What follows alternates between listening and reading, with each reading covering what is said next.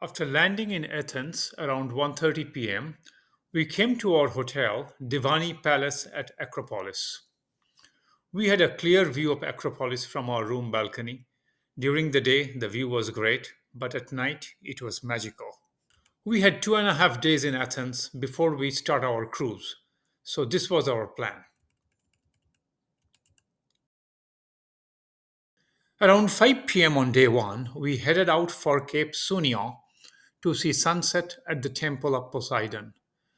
The drive itself was enchanting, hugging the coastline with the Aegean Sea to our right.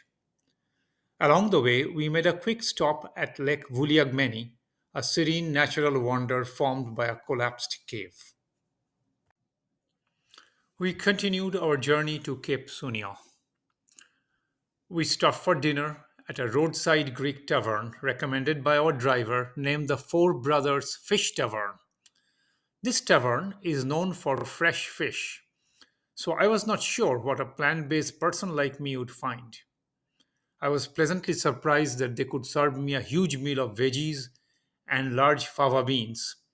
It was delicious. We continued south after dinner. Approaching Cape Sunion, the cliffs revealed the temple of Poseidon from a distance. Poseidon is the Greek god of sea. Perched high above the Aegean Sea, this sanctuary is built around 440 BC. There is a lot of history and Greek mythology associated with the temple. The temple's position delivers sweeping views over the Gulf and nearby islands, making sunset a profound experience. The fading light streaming through the columns connected us to Greece's ancient history. It was beautiful and humbling. On day two morning, we set out from the hotel at 8 a.m., stepping into a city where ancient history reveals itself at every corner. Our first stop was the Hadrian's Arch and the Temple of Olympian Zeus. Hadrian's Arch, built around 131 AD, served as a symbolic gateway between the old city of Athens and the new Roman quarter constructed under Emperor Hadrian. We could see the Acropolis perfectly framed through the arch, a surreal architectural alignment. Just beyond the arch stood the ruins of the Temple of Olympian Zeus, once the largest temple in Greece. Construction began in the 6th century BC under a Greek tyrant, but was only completed over 600 years later during Hadrian's reign in the 2nd century AD. Though only a handful of columns remain, the temple's scale and grandeur still echo the ambition and the devotion of ancient Athens. There is a profound sense of history in these ruins, triumphs, transitions, and timelessness etched into stone. I found myself humbled standing among these ruins, reminded of the fleeting nature of our own lives compared to the centuries over which these structures and the stories behind them have unfolded. It was the end of July and Athens was sweltering under the summer sun. To cool off, we stopped by Veganaki, a charming vegan cafe located just across the road from the Temple of Olympian Zeus. I ordered a cold cocoa latte with hazelnut milk. It was delicious. After our short break, we began a self guided walking tour through Anaphiotica, the picturesque neighborhood nestled on the slopes of the Acropolis. Anaphiotica has narrow sloping alleys, whitewashed houses, and quaint boutique cafes. As we wandered through Anaphiotica, we glimpsed the ancient agora in the distance. We returned to Veganaki for lunch after a short rest at the hotel. Their menu offered creative plant based takes on classic Greek dishes. We tried the vegan moussaka, traditionally made with meat, but here reimagined with layers of eggplant, potatoes, lentils, and cauliflower. We also ordered a soy souvlaki wraps, which were so flavorful that I couldn't resist ordering a second souvlaki, this time with tempeh. Every bite was hearty and satisfying. In the afternoon, we visited the Acropolis Museum.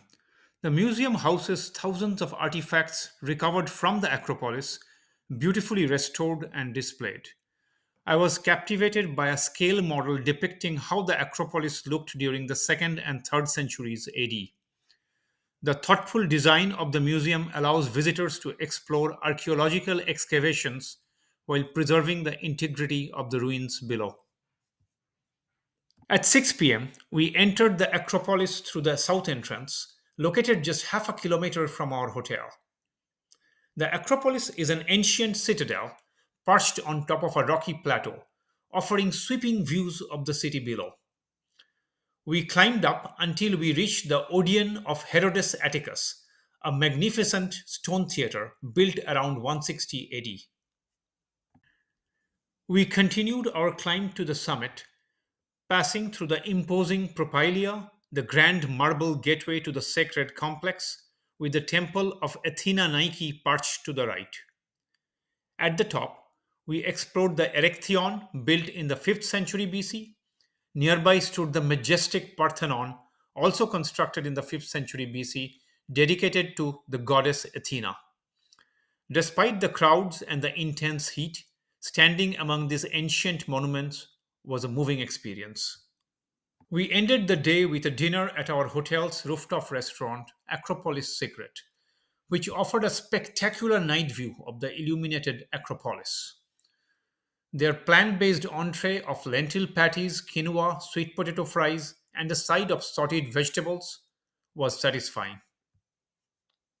On day 3, we took a leisurely walk to the Syntagma Square, enjoying the charming streets of Athens. Along our route, we came across several well preserved archaeological excavations right by the roadside. Syntagma Square itself is a spacious, lively plaza with Hellenic Parliament standing prominently on one side. We watched the ceremonial changing of the guard in front of the Parliament, a traditional display in Athens.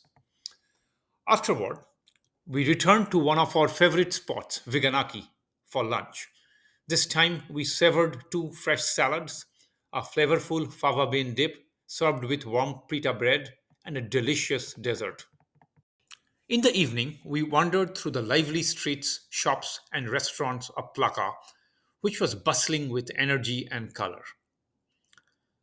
For dinner, we ended up at a small seafood spot called Atlanticos, located just outside Plaka. As someone who's 100% plant based, I was pleased to find a delicious salad made with potatoes, broccoli, carrots, and baby zucchini. On our walk back to the hotel, we stopped by Monastiraki Square, just next to Plaka. It's a vibrant hub filled with shops, street vendors, and a great place to soak in the atmosphere. Day 3 marked our last full day in Athens city. On day 4, we began our journey through the Greek Isles on a cruise, which I will cover in a separate video.